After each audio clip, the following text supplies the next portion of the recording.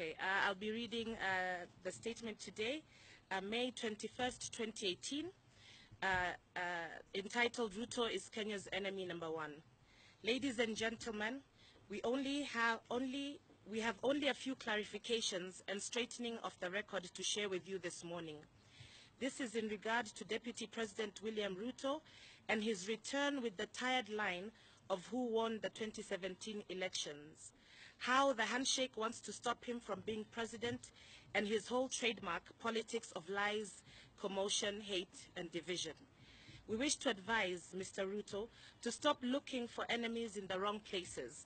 In his quest to be president, Ruto is the enemy he is looking for. What stands between Mr. Ruto and the presidency is not His Excellency Raila Amolo Odinga, it is Ruto's character, his bad record in office, and the perceptions about him by the general public.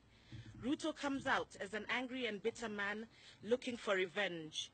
Kenyans have a problem trusting their country and their children with such a bitter and seemingly vengeful man.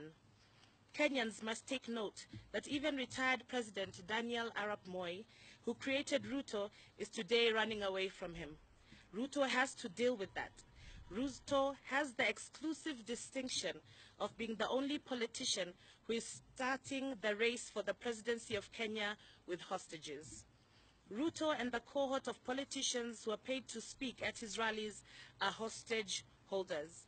They're blackmailing President Uhuru Kenyatta and the people of Kenya that if Ruto's wish to be president is not granted, they will target and evict the Kikuyu, Luya, Abagusi, and Luo living in the Rift Valley. The Deputy President and his team want their way by hostage holding. Give me the presidency or your people are not safe. Do not change the law or your people won't be safe, in quotes. This is the hostage holding agenda the DP and his team are pursuing. That hostage holding and not Raila Odinga is standing in Ruto's way in his bid to be president. Kenyans refuse to be hostages in their own country just because Ruto wants to be president. In fact, the hostage-holding situation in Rift Valley is one of the issues the country must confront urgently so that we do away with the pattern of some of our citizens being used as human shields every 5 years by men and women seeking positions they do not deserve. But the people living in the Rift Valley are not the only hostages Ruto is holding. Ruto has openly threatened the family of President Daniel Arap Moi if the family does not give him political support. He is holding that family hostage. Ruto is holding business as hostage. We have all heard of how government tenders beyond Kenya shillings 1 million cannot be awarded without Ruto's express directions, and that includes the ongoing saga of NYS scandal. Ruto is holding the government of Kenya hostage.